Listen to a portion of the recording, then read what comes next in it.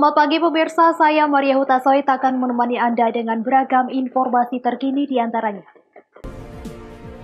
Suami istri di Pematang Siantar sama-sama dapat dana bantuan sosial tunai. Polisi lidik penyebab ledakan di Komplek Cemara Asri, Deli Serdang. Ketahuan mudik, siap-siap putar balik ke tempat asal.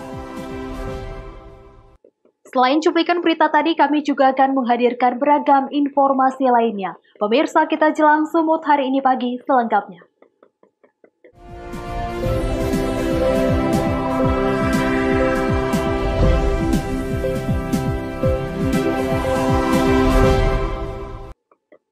Pemirsa, bantuan sosial tunai dari pemerintah pusat yang diberikan kepada warga terdampak pandemi corona di Pematang Siantar, Sumatera Utara sedang digulirkan. Namun dalam pelaksanaan penyaluran, masih saja ditemukan penerima yang tidak tepat sasaran. Hal tersebut diketahui terdapat suami istri sama-sama menerima bantuan sosial tunai.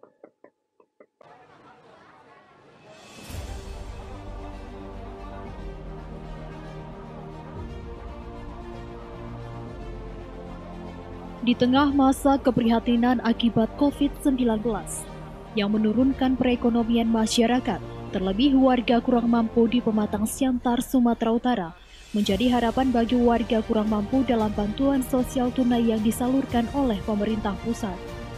Namun sangat disayangkan, bantuan tunai yang seharusnya jatuh ke tangan yang layak menerima, justru sebaliknya. Terbukti penyaluran bantuan sosial tunai yang disalurkan pemerintah pusat melalui Dinas Sosial dan penyalurannya melalui kantor pos Pematang Siantar tercoreng dengan adanya penerima bantuan sosial tunai, dalam hal ini suami istri. Diduga keduanya sama-sama menerima bantuan sosial tunai. Hal ini tentu menjadi pertanyaan, kenapa hal tersebut bisa terjadi sedangkan pemerintah sedari awal telah berupaya memaksimalkan kinerjanya agar kelak tidak ada masyarakat sebagai penerima bantuan sosial tunai yang double. Pariaman Silayan selaku Kepala Dinas Sosial Pematang Siantar justru membantah bila dalam pelaksanaan penyaluran bantuan sosial yang disalurkan PT Pos Pematang Siantar yang dilaksanakan di lapangan Haji Adam Malik Kota Pematang Siantar terdapat penerima double.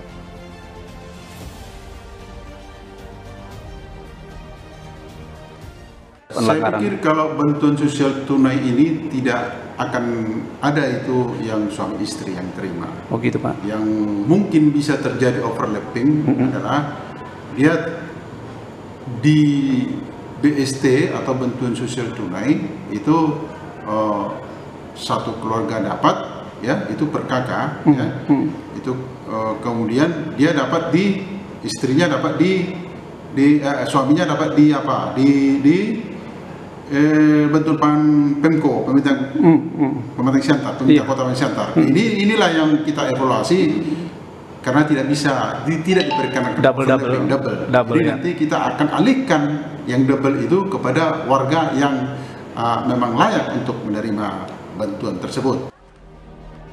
Pemerintah memutuskan untuk memberikan bantuan langsung tunai kepada warga miskin sebesar Rp600.000 per bulan. Kebijakan bantuan tunai ini dilakukan untuk tetap menjaga ekonomi masyarakat miskin saat pandemi COVID-19. Penyaluran bantuan langsung tunai ini diberikan selama 3 bulan dari April hingga Juni.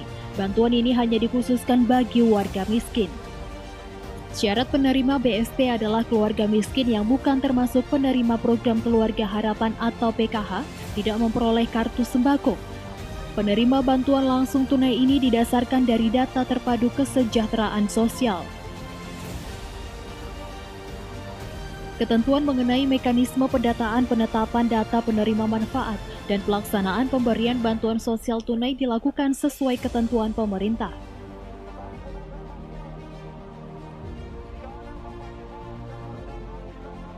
Ebit Master melaporkan untuk Evarina TV. Tidak sinkronnya bantuan dari Kementerian Sosial Republik Indonesia terkait bantuan sosial tunai diduga tidak tepat sasaran. Puluhan ibu-ibu geruduk kantor Dinas Sosial Kota Tanjung Balai, Sumatera Utara.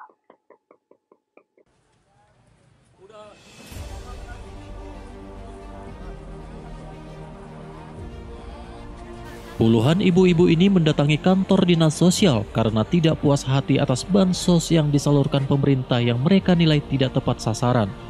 Sebab mereka yang tergolong warga miskin tidak mendapat bantuan tersebut, sementara jiran mereka yang mampu mendapat bantuan. Mengetahui kericuhan tersebut, Wali Kota Tanjung Balai turun ke kantor dinas sosial dan mendengarkan keluhan warga yang menyesalkan data yang dikeluarkan pusat dalam program bantuan sosial. Atas peristiwa ini, Muhammad Syahrial mengaku akan melakukan pendataan ulang dengan mengunjungi rumah warga yang menerima bantuan PKH atau Program Keluarga Harapan dan rumah warga penerima bantuan pangan non-tunai atau BPNT di rumah penerima bansos ini akan diberi tanda cat atau stiker sehingga tidak tumpang tindih dan tepat sasaran. Kita sudah mengusulkan bantuan program yaitu melalui dinas sosial, yaitu program PKH dan BPNT. Tentunya saya menengok ada kesenjangan yang diputuskan oleh pemerintah pusat.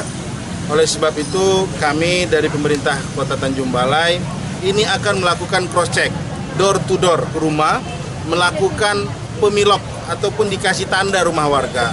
Mana warga yang menerima PKH, mana warga yang menerima BPNT. Biar jangan ada kesenjangan sosial di antara di tingkat kelurahan maupun kecamatan.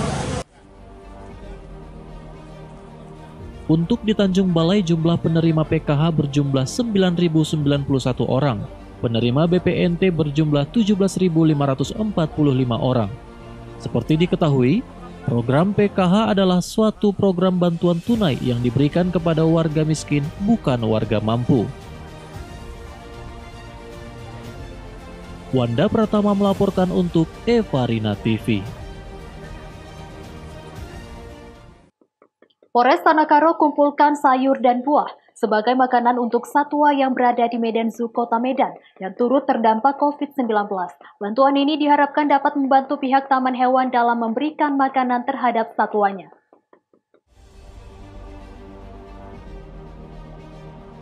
Dampak pandemi COVID-19 bukan hanya dirasakan oleh masyarakat saja. Wabah ini juga turut dirasakan oleh pengelola kebun binatang Medan Zoo yang berada di Kota Medan, Sumatera Utara.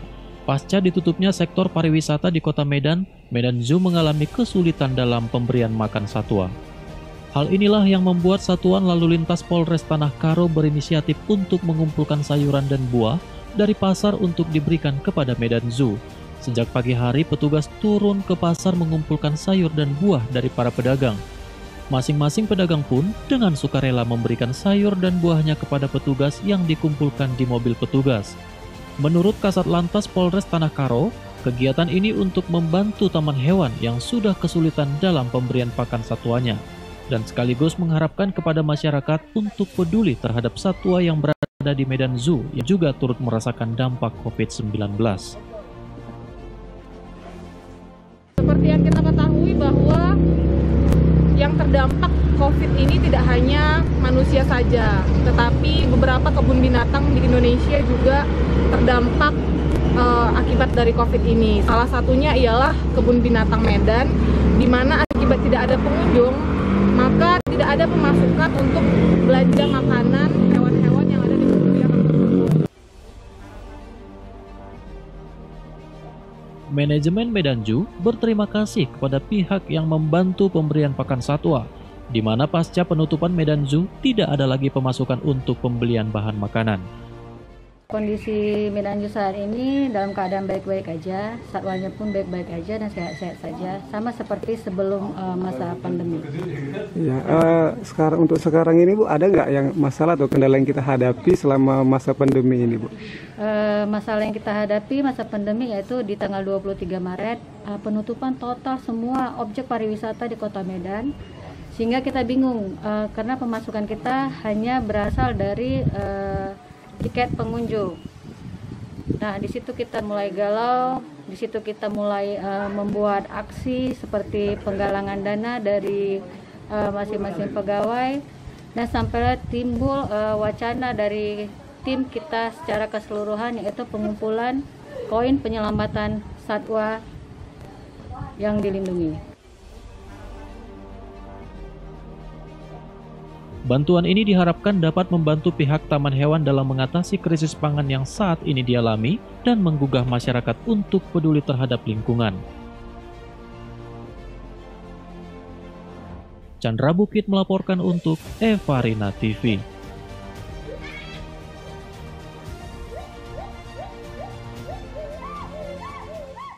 Polisi lidik penyebab ledakan di Komplek Cemara Asri Deli Serdang. Beritanya akan hadir sesaat lagi.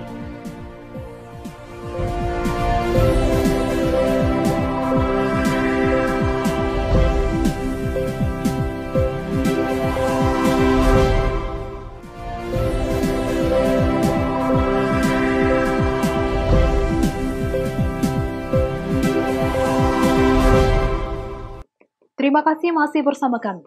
Pemirsa, ledakan di salah satu rumah di Komplek Cemara Asri dipastikan bukan akibat ledakan dari bahan peledak, melainkan dari tabung gas 12 kg. Hal ini diketahui setelah tim Polrestabes Medan melakukan penyelidikan di lokasi kejadian.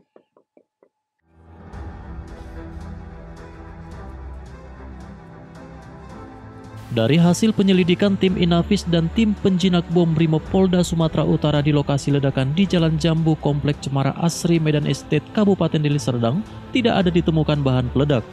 Hal ini diungkapkan AKBP Irsan Sinuhaji, Wakapolrestabes Medan.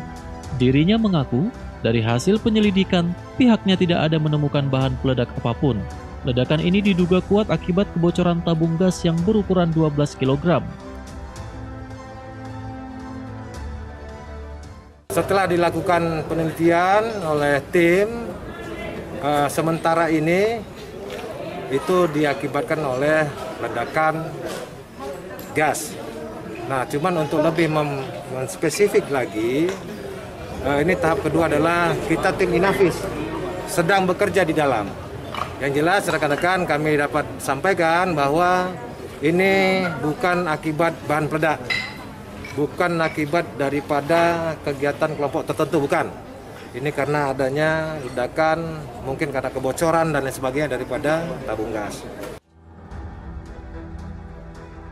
Tidak ada korban jiwa dalam peristiwa tersebut, namun satu orang mengalami luka di bagian kaki dan kini sudah dilarikan ke rumah sakit. Wahyu Pratama melaporkan untuk Evarina TV.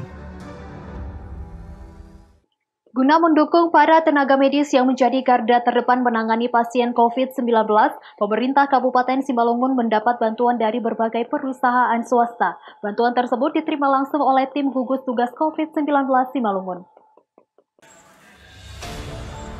Guna mendukung para tenaga medis yang menjadi garda terdepan menangani pasien COVID-19, Lions International Club Kota Pematang Siantar memberikan bantuan alat pelindung diri atau APD kepada tenaga medis di wilayah Siantar, Simalungun.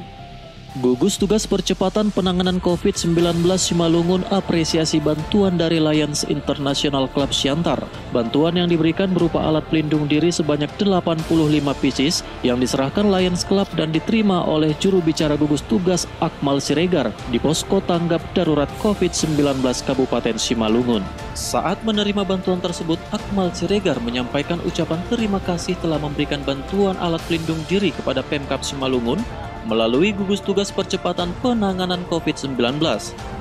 Bantuan yang diberikan akan segera disalurkan ke rumah sakit sehingga dapat segera dipergunakan oleh tenaga medis. Kami mengucapkan terima kasih yang sebesar-besarnya, apresiasi yang setinggi-tingginya kepada Lions Club Pematang Siantar yang telah memberikan perhatian dan sentuhan kepada kami berupa APD baju sebanyak 85 unit. Mudah-mudahan apa yang kami terima hari ini dapat langsung kami salurkan kepada rumah sakit. Mereka lah yang akan menggunakan ini sebagai garda terdepan dalam pelayanan COVID di Simalungun. Selain di Simalungun, Lions International Club juga menyumbangkan APD di wilayah Kota Pematang Siantar, seperti Rumah Sakit Tentara yang mendapat 50 pieces APD beserta 20 face shield, dan Dinas Kesehatan Pematang Siantar mendapat 85 APD. Jadi kami memberikan sumbangan APD kepada Rumah Sakit Tentara gugus COVID di Dinas Kesehatan Kabupaten Simalungun dan Dinas Kesehatan Kota Madia Pematang Siantar. Ada berapa APD Pak yang dibagikan Pak? Jadi hari ini 220.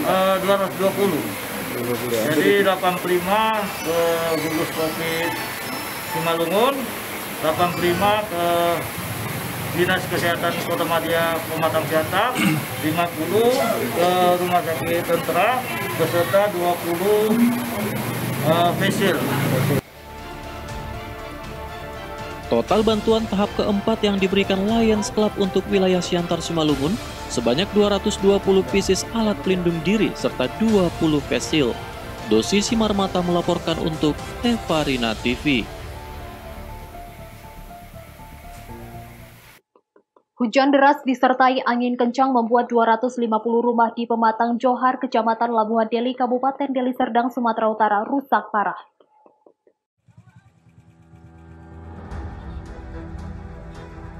Hujan deras disertai angin kencang merusak 250 rumah warga di kawasan Desa Pematang Johar, Kecamatan Labuhan Deli, Kabupaten Deli Serdang, Sumatera Utara. Bencana alam yang melanda kawasan permukiman penduduk pada Selasa malam menerjang ratusan atap rumah warga 1 jam lamanya. Akibat peristiwa ini, 8 warga mengalami luka ringan akibat tertimpa atap rumah. Sebagian warga lainnya harus mengungsi ke rumah sanak saudara dan tetangga terdekat. Sementara itu, warga yang mengalami kerusakan ringan pada bangunan rumahnya langsung memperbaiki tempat tinggal mereka. Kepala Desa Pematang Johar mengatakan sebanyak 250 rumah warga rusak ringan dan berat akibat angin puting beliung. Memang sejak tadi malam ada hujan deras dan angin puting beliung yang menimpa Desa Pematang Johar yang sangat kencang.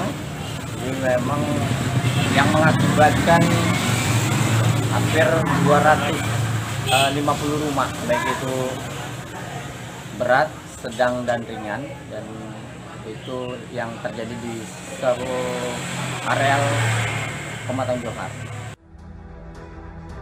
Meski tidak ada korban jiwa dalam kejadian ini, namun warga belum mendapat bantuan. Warga berharap pemerintah segera memberi bantuan berupa kayu dan seng untuk memperbaiki rumah mereka. Wahyu Pratama melaporkan untuk Evarina TV. Pemirsa, Sumut hari ini akan kembali dengan informasi menarik lainnya. Tetaplah bersama kami.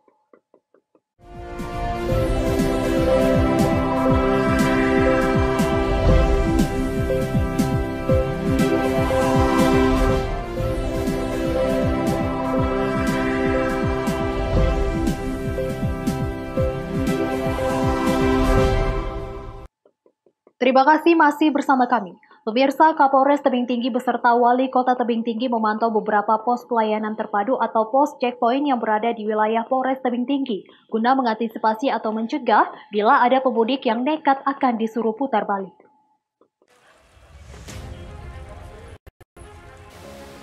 Kapolres beserta Wali Kota Tebing Tinggi melakukan pengecekan dan kesiapan personil di tiap-tiap pos PAM dan checkpoint di beberapa titik di Kota Tebing Tinggi.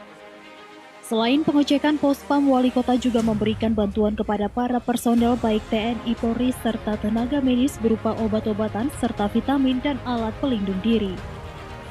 Selain pengecekan pos PAM, Kapolres dan Wali Kota juga sempat meninjau Terminal Bandar Kajum yang mana di terminal ini Dinas Kesehatan serta Dinas Perhubungan memeriksa kondisi supir dan juga penumpang yang melakukan perjalanan.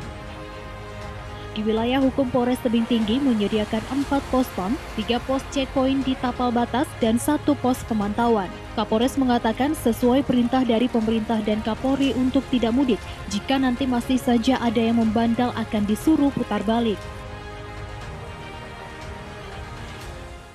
Ya, saya selaku Kapolres Tebing Tinggi yang mengucapkan terima kasih kepada Pak Wali Kota beserta jajaran. Paling tidak ada atensi kepada personil kita di sini di pos PAM pengamanan Ketupat Toba 2020. Di sini kan bergabung dia pos pengamanan terpadu.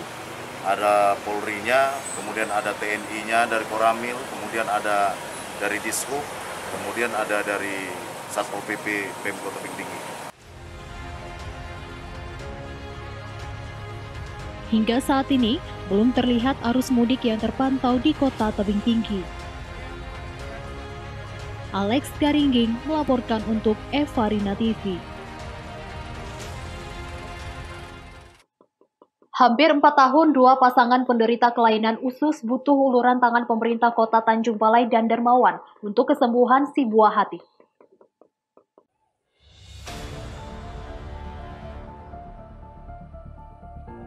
Beginilah anak pasangan Ismail dan Sri warga Jalan MT Haryono, Kelurahan Selat Lancang, Kecamatan Datuk Bandar Timur, Kota Tanjung Balai. Walaupun ususnya keluar, Rozi terpaksa dirawat seadanya di rumah miliknya.